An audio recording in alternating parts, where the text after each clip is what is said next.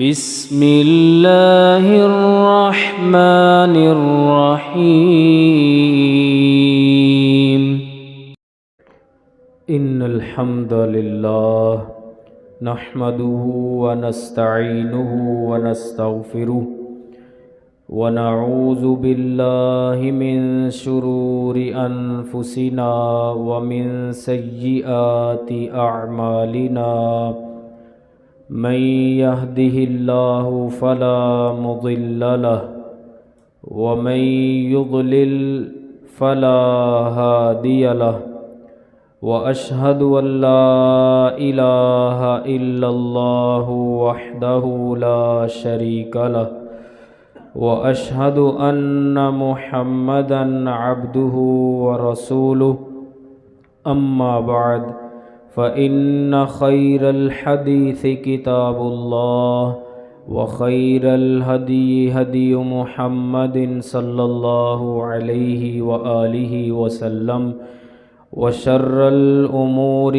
محدثاتها وكل محدثة بدعة وكل بدعة ضلالة وكل ضلالة في النار اللهم صل على محمد وعلى آل محمد كما صليت على إبراهيم وعلى آل إبراهيم إنك حميد مجيد اللهم بارك على محمد وعلى آل محمد كما باركت على إبراهيم وعلى آل إبراهيم إنك حميد مجيد رب اشرح لي صدري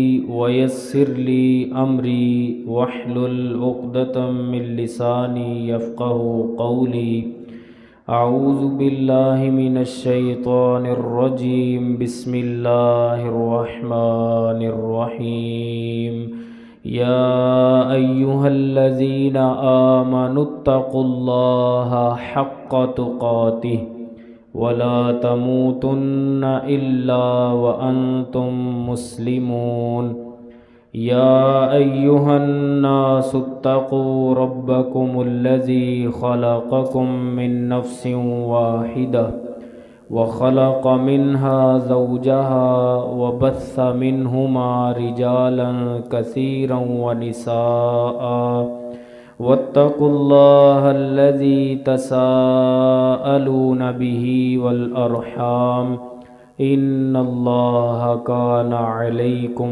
رقیبا یا ایہا الذین آمنوا اتقوا اللہ وقولوا قولا سدیدا یصلح لکم اعمالکم ویغفر لکم ذنوبکم ومن یطع اللہ ورسولہ فقد فاز فوزا عظیما وقال اللہ تبارک وتعالی یا ایہا الذین آمنوا قوا انفسکم واہلیکم نارا وقودها الناس والحجارہ۔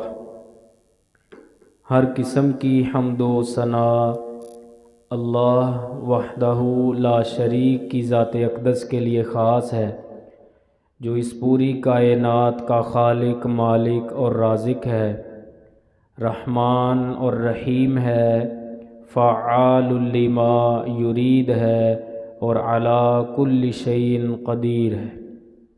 درود و سلام آقائے کائنات، سید الاولین والآخرین، شفیع المذنبین، رحمت للعالمین، سیدنا و مولانا امام اعظم، قائد اعظم، رہبر اعظم جناب محمد مصطفیٰ صلی اللہ علیہ وآلہ وسلم کی ذات اقدس پر مختصر حمد و صلوات کے بعد اولاد کی تربیت کے حوالے سے آج کا یہ خطبہ جمعہ تیسرا ہے، اور انشاءاللہ آخری یہ خطبہ جمعہ ہوگا اس حوالہ سے۔ اولاد کی تربیت کرنا بہت زیادہ اہم ہے، یہ ہم اچھے طریقے سے سمجھ چکے ہیں۔ اس کے بعد آج کے خطبے میں چند بنیادی باتیں میں عرض کرنا چاہتا ہوں جو ہم نے اپنے بچوں کو سکھانی ہیں۔ اس سے پہلے 3 باتیں ذہن نشین رکھیں، ہمیشہ یاد رکھیں، 3 باتوں کو اختیار کریں۔ نمبر 1، بچوں کے ساتھ پیار کا تعلق ہمیشہ قائم رکھیں، پیار کریں، گلے لگائیں، چومیں، بوسہ دیں۔ یہ چیز بھی بچوں کی تربیت کے لیے بہت اہم ہے، کیونکہ جب آپ بچوں سے پیار نہیں کرتے، انہیں گلے نہیں لگاتے، انہیں چومتے نہیں ہیں، بوسہ نہیں دیتے، تو ان کے دل میں آپ کی محبت نہیں بیٹھتی، اور جب محبت نہیں بیٹھتی پھر وہ آپ کی تربیت کا اثر کہاں سے لیں گے، وہ آپ کی بات کا اثر کہاں سے لیں گے۔ حضرت ابو ہریرہ رضی اللہ عنہ سے مروی ایک حدیث ہے کہ ایک مرتبہ رسول اکرم صلی اللہ علیہ وآلہ وسلم نے اپنے نواسے حضرت حسن رضی اللہ تعالیٰ عنہ کو بوسہ دیا، چوما۔ تو آپ صلی اللہ علیہ وسلم کے ایک صحابی ہیں حضرت اقرع ابن حابس رضی اللہ عنہ، انہوں نے کہا ہے اللہ کے رسول صلی اللہ علیہ وسلم، میرے 10 بچے ہیں لیکن میں نے کبھی انہیں بوسہ نہیں دیا، میں نے کبھی انہیں نہیں چوما۔ تو نبی اکرم صلی اللہ علیہ وسلم نے ان کی طرف تعجب سے دیکھا اور فرمایا من لا یرحم لا یرحم، فرمایا کہ جو شخص رحم نہیں کرتا اس پر بھی رحم نہیں کیا جاتا۔ یعنی بچوں کو چومنا، بچوں کو پیار کرنا یہ رحم کی علامت ہے، شفقت کی علامت ہے۔ تو جب بندہ رحم نہیں کرے گا، بچوں سے محبت نہیں کرے گا، چومے گا نہیں، انہیں گلے سے نہیں لگائے گا، تو پھر کیا ہوگا، اللہ بھی اس بندے پر رحمت نہیں کرے گا۔ اور جب اللہ اس بندے پر رحمت نہیں کرے گا تو اس کا ایک ہمارے موضوع کے اعتبار سے ایک رزلٹ یہ نکلے گا کہ بچے اس کی آنکھوں کی ٹھنڈک نہیں بن سکیں گے۔ تو اس لیے انتہائی ضروری ہے کہ آپ اپنے بچوں سے پیار کریں۔ اسی حوالے سے حضرت عائشہ رضی اللہ عنہا سے مروی ایک حدیث ہے کہ کچھ دیہاتی نبی اکرم صلی اللہ علیہ وسلم کی خدمت میں حاضر ہوئے اور کہنے لگے اے اللہ کے رسول صلی اللہ علیہ وسلم، آپ بچوں کو بوسہ دیتے ہیں، آپ بچوں کو چومتے ہیں؟ تو نبی صلی اللہ علیہ وسلم نے فرمایا اور ساتھ صحابہ نے بھی، ہاں ہمارا تو یہی طریقہ ہے کہ ہم جو ہے اپنے بچوں کو بوسہ دیتے ہیں، ہم اپنے بچوں کو چومتے ہیں۔ تو وہ کہنے لگے اللہ کی قسم ہم اپنے بچوں کو بوسہ نہیں دیتے۔ ان دیہاتیوں نے کیا کہا؟ اللہ کی قسم ہم اپنے بچوں کو بوسہ نہیں دیتے۔ تو نبی صلی اللہ علیہ وسلم نے کیا فرمایا؟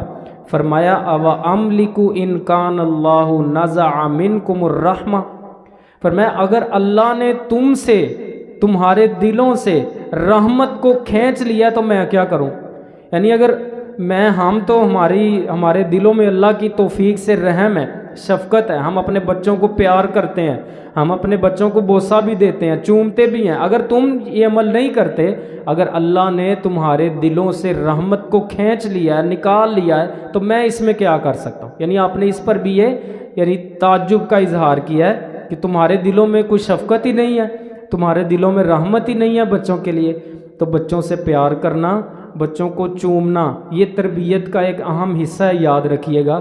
اور یہ انتہائی ضروری ہے والدین کے لیے کہ اپنے بچوں کو چوما کریں، اپنے بچوں کو بوسہ دیا کریں، اپنے بچوں سے پیار کیا کریں، انہیں محبت سے گلے لگایا کریں۔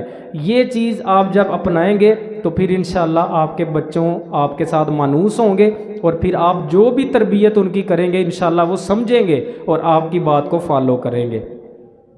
اسی طرح دوسرے نمبر پر کبھی بھی اپنے بچوں کے درمیان ناانصافی نہیں کیجیے گا۔ اپنے بچوں کے درمیان ہمیشہ انصاف کریں۔ یہ نہیں کہ ایک کو زیادہ پیار کر دیا، ایک کو کم کر دیا، ایک کو گلے لگا لیا، دوسرے کو نظر انداز کر دیا، ایک کو اچھی چیز لا کے دے دی، دوسری کو ماڑی چیز لا کے دے دی، یا ایک کو دے دیا دوسرے کو دیا ہی نہ۔ یہ چیز جو ہے نا، یہ ناانصافی، جب آپ یہ اختیار کریں گے تو بھی آپ کی تربیت کا آپ کے بچوں پر اثر نہیں ہوگا، کیونکہ ان کے دلوں میں یہ بات بیٹھ جائے گی کہ میری ماں، میرا باپ میرے ساتھ انصاف نہیں کرتا، وہ اس کو زیادہ پیار کرتا ہے، اس کو زیادہ چیزیں لا کے دیتا ہے، اس کو اچھی اچھی چیزیں لا کے دیتا ہے اور مجھے نظر انداز کرتا ہے، مجھے ماڑی ماڑی چیزیں لا کے دیتا ہے۔ اور یہ فرض ہے آپ کے اوپر، یاد رکھیے گا، ضروری ہے کہ آپ اپنے بچوں میں انصاف کریں۔ اس حوالے سے ایک مشہور واقعہ بیان کیا جاتا ہے، اور خصوصاً میں ایک بات کرنا چاہتا ہوں وراثت کے اعتبار سے۔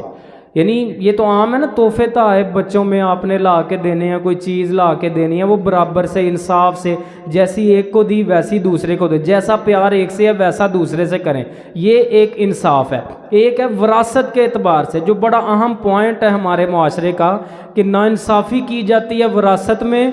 جو بچہ زیادہ خدمت گزار ہے، جو بچہ زیادہ عزیز ہے، جو بچہ زیادہ پیارا، اسے زیادہ نواز دیا جاتا ہے، اور دوسرے کو جو ہے وہ نظر انداز کر دیا جاتا ہے وراثت میں۔ تو میرے بھائی یاد رکھیں، نافرمان ہونا یا فرما بردار ہونا اولاد کا، یہ ایک علیحدہ ایشو ہے۔ اگر کوئی آپ کا بچہ نافرمان ہے، آپ اسے اپنی جائیداد سے عاق نہیں کر سکتے شریعت کی روح سے۔ اگر کریں گے تو آپ مجرم ہیں، آپ اللہ کے حضور جواب دیں ہیں۔ وہ اپنی نافرمانی کا جواب خود اللہ کو دے گا، وہ اپنی نافرمانی کا عذاب خود بھگتے گا، دنیا میں بھی اور آخرت میں بھی۔ اور یہ کبیرہ گناہ ہے والدین کو تنگ کرنا، والدین کو اذیت دینا، والدین کو تکلیف دینا، والدین کو ستانا۔ لیکن یہ ایک علیحدہ ایشو ہے۔ آپ انصاف کرنے میں کبھی بھی کمی نہ کریں۔ آپ اپنے بچوں میں، چاہے وہ فرما بردار ہیں چاہے نافرمان ہیں، چاہے آپ کو پیارے ہیں چاہے نہیں پیارے، آپ نے یہ نہیں کرنا کہ جو زیادہ خدمت گزار ہے، زیادہ پیارا ہے، اسے زیادہ نوازنا ہے، دوسرے کو نہیں۔ انصاف کرنا ہے بچوں کے درمیان۔ حضرت نعمان ابن بشیر کا اس حوالے سے واقعہ مشہور ہے کہ انہوں نے اپنے ایک بچے کو ایک غلام تحفے میں دیا، تو ان کی بیوی نے کہا کہ میں تب تک راضی نہیں ہوں جب تک آپ اس بات پر اللہ کے رسول صلی اللہ علیہ وسلم کو گواہ نہیں بناتے۔ اب وہ اپنے بچے کو ساتھ لے کر نبی اکرم صلی اللہ علیہ وسلم کے پاس آ گئے۔ اللہ کے رسول، میں نے اپنے اس بچے کو یہ غلام تحفے میں دیا۔ اب نبی اکرم صلی اللہ علیہ وسلم نے کیا سوال کیا، دیکھیں، فرمایا کیا تم نے اپنی ساری اولاد کو ایک ایک غلام دے دیا ہے؟ جتنے بھی بچے ہیں تم نے سب کو ایک ایک غلام دے دیا ہے؟ انہوں نے کہا نہیں اللہ کے رسول، صرف اسی بچے کو۔ فرمایا کہ نہ، اتقوا اللہ واعدلوا فی اولادکم، اللہ سے ڈر جاؤ اور اپنی اولاد میں انصاف کرو۔ اور پھر ایک روایت میں یہ الفاظ ہیں، آپ علیہ السلام نے فرمایا انی لا اشہد علی جور، کہ میں ظلم پر گواہ نہیں بنوں گا، میں اس میں تمہاری کوئی حمایت نہیں کروں گا، اس لیے اپنی اولاد میں انصاف کرو۔ یعنی اس سے واضح رزلٹ یہ نکلتا ہے کہ آپ نے اولاد میں برابری کرنی ہے۔ اگر تحفہ دینا ہے تو ایک کو اگر آپ نے 1000 روپے کا تحفہ دیا ہے، دوسرے کو بھی 1000 روپے کا تحفہ دینا ہے۔ ایک کو جس کیفیت کا تحفہ دیا ہے، دوسرے کو ویسا دینا ہے۔ یہ اولاد میں برابری ہے، یہ اولاد میں انصاف۔ اور یہاں پر ایک کڑوی بات میں کرنے لگا ہوں، ہو سکتا ہے آپ کو جو ہے نا وہ پسند نہ آئے۔ ہمارے معاشرے میں جہیز کا رواج ہے۔ کیا رواج ہے؟ جہیز کا۔ اب ایک بیٹی کو اگر آپ 2 لاکھ کا، 3 لاکھ کا، 5 لاکھ کا جہیز دیتے ہیں تو یہ بات یاد رکھیں، آپ کے اوپر فرض ہے کہ آپ باقی ساری اولاد کو بھی 5-5 لاکھ روپیہ دیں۔ یہ میری بات اس کو اچھی طرح نوٹ کر لیں۔ ہمارے معاشرے میں یہ غلط رواج ہے، جہیز نہ دیں، کوئی اسلام نے اس کا حکم نہیں دیا، لیکن میں بات کر رہا ہوں انصاف کی، چونکہ بات آئی ہے۔ اگر آپ اپنی ایک بیٹی کو 3 لاکھ کا جہیز دیتے ہیں، آپ پر فرض ہے کہ آپ دوسری بیٹیوں کو، دوسرے بیٹوں کے، یعنی اگر 5 بچے ہیں مثال کے طور پر، آپ نے ایک بیٹی کی شادی کی ہے، اسے 3 لاکھ کا جہیز دے دیا، باقی جو پیچھے 4 بچے، 2 بیٹے 2 بیٹیاں، ان کو بھی 3-3 لاکھ روپیہ دینا آپ پر فرض ہے، الا یہ کہ اولاد اپنی رضامندی سے معاف کر دے۔ الا یہ کہ آپ پر فرض ہے، کیونکہ آپ نے اولاد میں برابری کرنی ہے۔ تو آپ نے اگر ایک بیٹی کو 3 لاکھ کا جہیز دیا ہے، آپ پر یہ فرض ہے کہ آپ دوسروں کو بھی 3-3 لاکھ کا جہیز دیں یا اس سے بھی واپس لیں۔ ہاں، اگر بچے اپنی خوشی سے معاف کرتے ہیں، وہ کہتے ہیں باجی ٹھیک ہے، ہم جو ہے اس کا تقاضا نہیں کرتے، وہ ایک علیحدہ بات ہے۔ لیکن یہ بات یاد، آپ پر فرض ہے کہ آپ نے جو ایک بچے کو دینا ہے وہ باقی سب کو اس میں برابر دینا ہے۔ تو یہ بچوں میں برابری کرنے کی طرف ہم ذرا دھیان نہیں کرتے، ہم سے بھی ہو جاتی ہے ناانصافی، خیال کرنا ہے ہم نے یہ ہماری ذمہ داری ہے، ہمارا فریضہ ہے، ہم نے اپنے بچوں میں برابری کرنی ہے، تو ہمیشہ اپنے بچوں میں برابری کریں، ایک کو دیا ایک کو نہ دیا، ایک کو اچھا دے دیا ایک کو کمتر دے دیا، یہ ناانصافیاں نہ کریں، اللہ سے ڈر جائیں، اور یہ پیارے نبی کے الفاظ ہیں، اتقوا اللہ واعدلوا فی اولادکم، اللہ سے ڈر جاؤ اور اپنی اولاد میں انصاف کرو۔ تیسرے نمبر پر جو اہم بات ہے وہ یہ کہ زیادہ بھی تقوی نہیں جھاڑنا بچوں کے اوپر، کہ انہیں کھیل کود سے منع کر دیں، تو آ نہیں کرنا، تو آ نہیں کرنا، تم نے کھیلنا نہیں ہے، تم نے یہ نہیں کرنا۔ او بھائی اس قدر بھی سختی اگر کی جائے نا بچوں پر، تو یاد رکھیے گا بچے بگڑتے ہیں، وہ بھی اس سے بھی آپ کے بچوں کے دلوں میں آپ کی نفرت پیدا ہوگی۔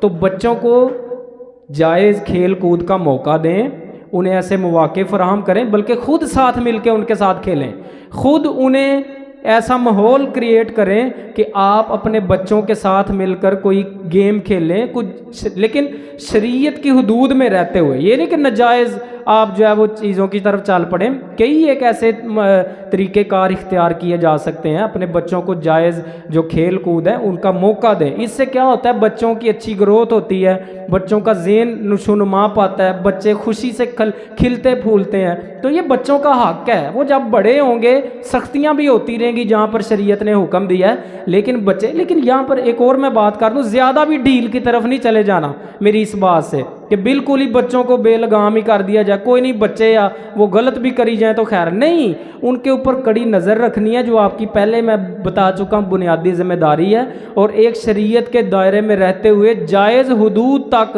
بچوں کو کھیل کود کا موقع دینا ہے، ہو سکے تو خود ساتھ مل کے ان کے ساتھ کھیلنا ہے، بیٹ بال ہو گیا، فٹ بال ہو گیا، چڑی چھکا ہو گیا، اس طرح کی چیزیں جن سے ایک ورزش کے طور پر بھی ان کی گروتھ ہو اور انہیں ایک جو انٹرٹینمنٹ بھی آپ مہیا کر دیں، تو یہ جائز کھیل۔ یہ تین باتیں انتہائی اہم ہیں، بچوں سے پیار، ان کو گلے لگانا، انہیں چومنا، نمبر 2 بچوں میں انصاف کرنا، اور نمبر 3 بچوں کو جائز شریعت کی حدود میں رہتے ہوئے کھیل کود کا موقع دینا۔ اچھا، ان 3 باتوں کے بعد اب اپنے پوائنٹ کی طرف آتا ہوں، چند بنیادی باتیں جو آپ نے بچوں کو سکھانی ہے، بچوں کی تربیت کیسے کرنی ہے، کیا انہیں سکھانا شروع کرنا ہے۔ تو سب سے پہلے یاد رکھیں، جب آپ کا بچہ 2 سے 3 سال کا ہو جاتا ہے، جب آپ کا بچہ 2 سے 3 سال کا جو چوں چوں چاں چاں ٹاں ٹاں کرنا شروع کر دے، جسے کہتے ہیں تھوڑا سا بولنا شروع کر دے، تب سے ہی آپ کی ذمہ داری ہے کہ آپ اس کی تربیت کی طرف آپ دھیان دینا شروع کر دیں۔ جب تک وہ بولنے نہیں لگا تب تک کوئی اتنا ضروری نہیں ہے، لیکن 3 سال کا جب بچہ ہو جائے نا، جب وہ ماما پاپا کچھ کہنا بولنا الفاظ نکالنا شروع کر دے، تب سے اس کی تربیت کرنی شروع کر دے، اور انہیں کیسے سٹیپ بائی سٹیپ چیزیں سکھانی ہیں وہ میں نے آپ کو بتانی ہے۔ سب سے پہلے کیا کرنا ہے، 3 سال کا بچہ ہو گیا ہے تو آپ نے اسے کلمہ طیبہ یاد کروانا ہے۔ کیا کروانا ہے؟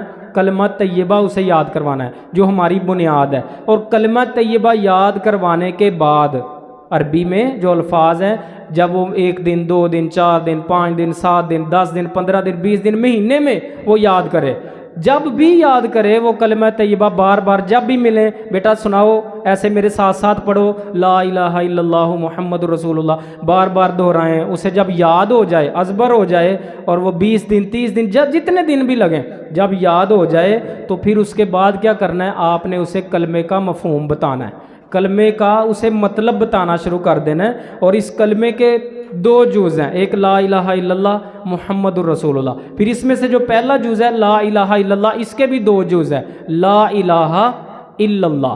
تو اس پہلے جز کے جو 2 جز بنتے ہیں نا، ان میں پہلے نمبر پر کیا ہے، لا الہ، کوئی معبود نہیں ہے، الا اللہ دوسرے میں ہے کہ اس بات ہے، پہلے میں نفی ہے، دوسرے میں اس بات ہے۔ تو بچوں کو یہ چیز بتانی ہے کہ بیٹا یہ کلمہ ہمیں بتاتا ہے کہ اللہ کے سوا کائنات میں کوئی بھی شخصیت عبادت کے قابل نہیں ہے، عبادت کے لائق نہیں ہے، ہر قسم کی عبادت صرف اور صرف کس کی کرنی ہے، اللہ کی۔ یہ آپ نے اپنے بچے کو بتانا ہے کہ بیٹا یہ کلمہ جو میں نے آپ کو یاد کروایا نا، یہ ہمارے اسلام کا ایک کلمہ ہے، تو اس کا مطلب کیا ہے، اس کے پہلے جز کا مطلب یہ ہے کہ اللہ کے سوا کوئی بھی عبادت کے لائق نہیں ہے، نماز پڑھنی ہے تو اللہ کے لیے، بیٹا روزہ رکھنا ہے تو اللہ کے لیے، بیٹا صدقہ کرنا ہے تو اللہ کے لیے، خیرات کرنی ہے اللہ کے لیے، نظر و نیاز دینی ہے اللہ کے لیے۔ یہ چیز اپنے بچے کو بتانی کہ یہ کلمے کا مفہوم ہے، یہ کلمے کا مطلب ہے. دعائیں کرنی ہے تو اللہ سے، مانگنا ہے تو اللہ سے. یہ یعنی پیچھے بھی باتیں گزر چکی ہیں، لیکن یہاں پر آپ نے بچوں کو بتانا ہے کلمے کا مطلب. معبود اللہ ہے، ہر قسم کی عبادت اللہ کی کرنی ہے. اور اس کا جو دوسرا جز ہے محمد الرسول اللہ، اس کا مفہوم کیا ہے کہ محمد صلی اللہ علیہ وسلم اللہ کے رسول ہیں، اور وہ رسول ہیں جن کی رسالت اب قیامت تک کے لیے چلنی ہے، یعنی خاتم النبیین ہے. یہ بھی اپنے بچے کو بتانا ہے کہ یہ کلمے کا بیٹا مطلب ہے، سٹیپ بائی سٹیپ بتانا ہے. جب وہ پہلی چیز سیکھ جائے، کلمہ یاد کر لے، پھر پہلے جز کا اللہ کی معبود ہونے کا اسے بتائیں کہ یہ مطلب ہے اس کلمے کا. پھر دوسرے نمبر پر اسے بتائیں کہ یہ محمد الرسول اللہ کا مطلب یہ ہے کہ محمد اللہ کے رسول ہیں صلی اللہ علیہ وسلم، اور محمد صلی اللہ علیہ وسلم بیٹا اللہ کے وہ رسول ہیں جو قیامت تک کے لوگوں کے لیے آئے ہیں، اور آپ کے بعد کوئی دوسرا رسول نہیں ہے. جیسا کہ خود نبی علیہ السلام کا بھی فرمان ہے، انا خاتم النبیین لا نبی بعدی، کہ میں خاتم النبیین ہوں، میرے بعد کوئی نبی نہیں ہے. اور اپنے بچے کو یہ بتانا ہے کہ اگر کوئی پیارے پیغمبر کے آنے کے بعد اب کبھی بھی کسی نے نبوت کا دعویٰ کیا یا کرے گا، وہ جھوٹا ہے، وہ دجال ہے، وہ کذاب ہے. صرف محمد صلی اللہ علیہ وسلم کی رسالت اور نبوت اب قیامت تک کے لیے چلنی ہے. یہ چیز آپ نے اپنے بچے کو بتانی ہے. دوسرے نمبر پر آپ نے اپنے بچوں کو اسلام اور ارکان اسلام کا بتانا ہے، ایمان اور ارکان ایمان کا بتانا ہے. اب اسلام کا پہلے مطلب بتانا ہے. بیٹا اسلام کا مطلب ہے فرما برداری. اسلام کا لفظ جو ہے اس کا کیا معنی ہے؟ فرما برداری. اور اسلام، دین اسلام اس لیے ہم کہتے ہیں کہ اس کا مطلب یہ ہے کہ انسان اللہ کو وحدہ لا شریک سمجھتے ہوئے، اللہ کو اپنا خالق مالک رازق سمجھتے ہوئے اپنا سر اس کے سامنے جھکا دیتا ہے اور کہتا ہے یا اللہ میں تیرا فرما بردار ہوں. یہ مسلمان کا مطلب ہے کہ میں جو فرما بردار نہیں نا، یاد رکھیے وہ مانوی طور پر، لغوی طور پر وہ مسلمان نہیں ہے. یعنی جو مرضیاں اپنی کرتا ہے اور کہتا ہے میں مسلمان ہوں، مسلمان کا مطلب ہی اسے نہیں پتا کہ مسلمان کا مطلب ہی فرما بردار ہے. یعنی اللہ کا فرما بردار بنے گا تو مسلمان بنے گا. تو اسلام کا مطلب بیٹا فرما برداری ہے، اور اللہ کی فرما برداری کرنے سے بندہ مسلمان بنتا ہے. یہ چیز آپ اپنے بچے کو بتانی ہے. اور اسلام کا مطلب بتانے کے بعد اسلام کے ارکان، جو 5 بنیادی مشہور ارکان ہیں، آپ کے علم میں ہوں گے، اسکولوں میں بھی پڑھائے جاتے ہیں. اور اس حوالے سے ایک حدیث بھی اگر ہو سکے تو یاد کروا دیں. صحیح بخاری کی 8 نمبر جو حدیث ہے، حضرت عبداللہ ابن عمر راوی ہیں، نبی صلی اللہ علیہ وسلم نے فرمایا بنی الاسلام علی 5. یہ اسی طریقے سے یہ ایک 1.5 لائن کی حدیث ہے. بچوں کو عربی میں بھی زبانی یاد کروائیں. بیٹا ارکان اسلام کے حوالے سے یہ حدیث ہے، آپ نے اس کو یاد کرنا ہے. تو اس کی پہلے عربی یاد کروا دیں. بنی الاسلام علی 5 شہادت اللہ الہ الا اللہ وان محمدً عبدہ ورسولہ واقام الصلاۃ وایتاء الزکاۃ وحج بیت اللہ وصوم رمضان. یہ 5 بنیادی ارکان ہیں کہ اسلام کی بنیاد پیارے نبی نے فرمایا. اس کا ترجمہ حدیث کا یہ ہے کہ پیارے پیغمبر نے فرمایا اسلام کی بنیاد 5 چیزوں کے اوپر رکھی گئی ہے. پہلے نمبر پر عقیدہ ہے کہ اس بات کی گواہی دینا کہ اللہ کے سوا کوئی معبود نہیں ہے اور محمد صلی اللہ علیہ وسلم اس کے بندے اور اس کے رسول ہیں. دوسرے نمبر پر نماز کی پابندی، تیسرے نمبر پر زکوٰۃ کی ادائیگی، چوتھے نمبر پر بیت اللہ کا حج، اور 5ویں نمبر پر رمضان کے روزے. تو یہ 5 اسلام کے ارکان ہیں. آپ نے یہ حدیث بچوں کو یاد کروا دینی ہے. جب یاد ہو جائے ان کا معنی یاد کروا دینا ہے، اور ساتھ پھر ایک ایک ارکان کی جو ہے نا وہ وضاحت کر دینی ہے کہ بیٹا پہلا رکن اس حدیث کے مطابق جو ہمارے 5 ارکان ہیں، پہلا رکن کیا ہے کہ ہم نے عقیدہ اپنا یہ بنانا ہے کہ اللہ کے سوا کوئی معبود نہیں ہے، عبادت اللہ کی کرنی ہے، اور محمد صلی اللہ علیہ وسلم ایک اس کے بندے اور اس کے رسول ہیں. یعنی وہ بندے جسے اللہ رب العزت نے رسول بنایا، خاتم النبیین بنایا. تو پہلا رکن. دوسرا رکن نماز ہے. تیسرا رکن زکوٰۃ ہے. یعنی اگر مال ہو تو بیٹا یہ زکوٰۃ یہ ہوتی ہے، اگر مال اللہ تعالیٰ نے وافر دیا ہے تو 1 سال کے بعد اس کے اوپر 2.5% زکوٰۃ دینی ہوتی ہے. یہ بتانا ہے. چوتھے نمبر پر رمضان کے روزوں کا بتانا ہے. یہ چوتھا بیٹا رکن ہے ہمارے دین اسلام کا. روزے، یعنی رمضان المبارک کا 1 مہینہ سال میں سے 12 مہینوں میں سے 1 مہینہ اللہ تعالیٰ نے چنا ہے بیٹا روزوں کے لیے. اس پورے مہینے کے ہم مسلمان روزے رکھتے ہیں. یہ چوتھا رکن ہے. اور 5واں رکن اللہ کے گھر کا حج کرنا. یعنی اگر اللہ نے مال دیا ہے تو اور استطاعت موجود ہے، صحت تندرستی ہے، مال ہے، تو پھر اللہ کے گھر کا ایک دفعہ حج کرنا یہ بھی فرض ہے بیٹا. یہ اسلام کے 5 رکن ہیں. اس کے بعد ایمان اور ایمان کے ارکان۔ ایمان کیا ہے؟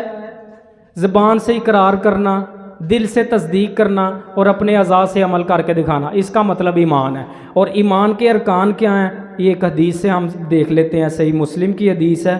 نبی اکرم صلی اللہ علیہ وسلم نے فرمایا ان تؤمن باللہ و ملائکتہ و کتبہ و رسلہ والیوم الآخر والقدر خیرہ و شرہ من اللہ۔ یہ ایمان کے ارکان ہیں۔ نبی علیہ السلام نے فرمایا ایمان یہ ہے کہ تم اللہ پر ایمان لاؤ، اس کے فرشتوں پر ایمان لاؤ، اس کی کتابوں پر ایمان لاؤ، اس کے رسولوں پر ایمان لاؤ، آخرت کے دن پر ایمان لاؤ، اور اچھی اور بری تقدیر پر ایمان لاؤ کہ وہ اللہ کی طرف سے ہے۔ پھر اس کے ایک یہ بچوں کو بتانا ہے، ہو سکے تو یہ بھی حدیث، یعنی سٹیپ بائی سٹیپ یہ حدیث بھی ایک لائن کی ہے، ایمان کے جو ارکان ہیں یہ حدیث آپ بچوں کو یاد کروا سکیں، یہ نوٹ کر لیں، بعد میں آپ انشاءاللہ بعد میں بھی مجھ سے بے شک نوٹ کروا لیں۔ تو اس طرح سٹیپ بائی سٹیپ 3 سال کا جب بچہ ہو گیا تو آپ نے کیا کرنا ہے؟ یہ چیزیں اسے سکھانی شروع کر دینی ہے۔ تو سٹیپ بائی سٹیپ جیسے وہ آگے چلتا چلا جائے، جیسے وہ پچھلی بات یاد کرتا جائے، اگلی بات کی طرف آ جانا، پھر اگلی بات۔ تو ایمان کی یہ حدیث یاد کروا دینی ہے، اس کے بعد اس کا ترجمہ یاد کروا دینا ہے، اس کے بعد پھر یہ ایمان کے جو 6 ارکان پیارے پیغمبر نے بتائیں، اس کی ایک ایک کر کے ہلکی پھلکی وضاحت کر دیں کہ بیٹا اللہ پر ایمان کیا ہے؟ کہ ہمارا یہ پختہ یقین ہو کہ اللہ ہی اس کائنات کا خالق ہے، آسمان زمین ہر چیز کو بنانے والا، اس کا نظام چلانے والا، ہمیں ہماری ضرورتیں مہیا کرنے والا، ساری چیزوں کو چلانے والا، دنیا کا نظام چلانے والا یہ اللہ ہے۔ یہ پہلی بات ہے، یہ اللہ پر ایمان ہے۔ اور دوسرے نمبر پر فرشتوں پر ایمان لانے کا مطلب یہ ہے کہ فرشتے اگرچہ ہمیں نظر نہیں آتے لیکن ہمارا یقین ہے، کیونکہ اللہ کے رسول نے بتایا ہے، اللہ نے اپنے نبیوں کے ذریعے سے ہم تک یہ بات پہنچائی ہے کہ فرشتے ایک نورانی مخلوق ہیں، اور یہ وہ مخلوق ہے جو ہمیں نظر نہیں آتی لیکن یہ اللہ کے فرما بردار ہیں، یہ ایک مخلوق ہے جنہیں اللہ نے نور سے پیدا کیا ہے۔ یہ دوسری فرشتوں پر ایمان لانے کا مطلب ہے کہ فرشتوں کا وجود بندہ مانے کہ فرشتے موجود ہیں اور وہ ہمیں نظر نہیں آتے، وہ ایک نورانی مخلوق ہیں، وہ اللہ کے فرما بردار ہیں۔ تو یہ فرشتوں پر ایمان لانے کا مطلب ہے۔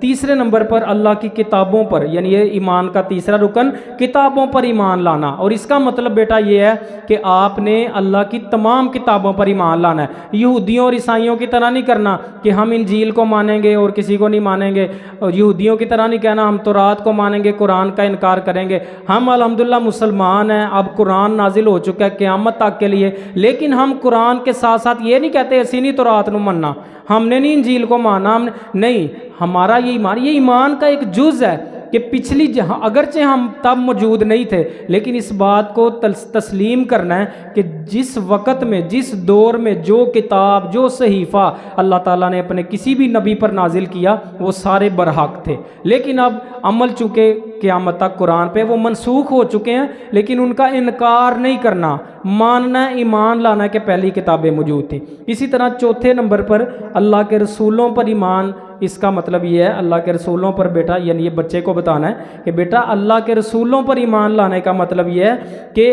اللہ کے جتنے بھی رسول آئے وہ انسان تھے، اور دنیا میں اللہ تعالیٰ نے ان انسانوں میں سے جس انسان کو اپنا پیغمبر چنا، وہی نازل کرنی اس پر شروع کی، اس کو نبی اور اس کو رسول کہا جاتا ہے۔ تو یہ بیٹا رسولوں پر ایمان لانے کا مطلب ہے کہ جتنے بھی انسان اللہ تعالیٰ نے چنے ہیں ہماری ہدایت کے لیے، ہماری رہبر و رہنمائی کے لیے، وہ سب اللہ کے سچے رسول تھے۔ اسی طرح 5ویں نمبر پر قیامت پر، اس پر زیادہ زور دینا ہے آپ نے۔ بچوں کی عقیدے کے لحاظ سے یہ 5واں جو ایمانی رکن ہے، قیامت پر ایمان، آخرت کے دن پر ایمان، کیونکہ جتنا سٹرونگ یہ عقیدہ آپ بچے کو دیں گے نا، آخرت کا یقین، آخرت کا ایمان، بیٹا ایک دن ایسا ہے کہ جب ہم نے مر بھی جائیں نا اب تو ہم نے پھر زندہ ہونا ہے، ہم نے پھر اللہ کے سامنے جانا ہے۔ بیٹا اگر زیادتی کرو گے جواب دینا پڑنا ہے، جھوٹ بولو گے جواب دینا پڑنا ہے، اگر غلط کام کرو گے قیامت کوئی نہیں دیکھے گا لیکن اللہ نے وہ نوٹ کر لینا ہے، کرامن کاتبین مقرر ہے، تمہارا ہر چیز لکھی جا رہی ہے، اس کا حساب اللہ تعالیٰ نے لینے کے لیے ایک دن مقرر کیا ہے، اسے آخرت کا دن کہا جاتا ہے۔ یہ چیز اس پر یہ ساری چیزوں میں سے زیادہ، باقی پر بھی اسے آگاہی دینا ہے لیکن اسے تعلیم دینی ہے، لیکن اس پر زیادہ، کیونکہ یہ اسلام ہمارے دین کی بنیاد ہے کہ آخرت کا یقین، اور جب یہ ہوتا ہے تو بندہ سدھر جاتا ہے۔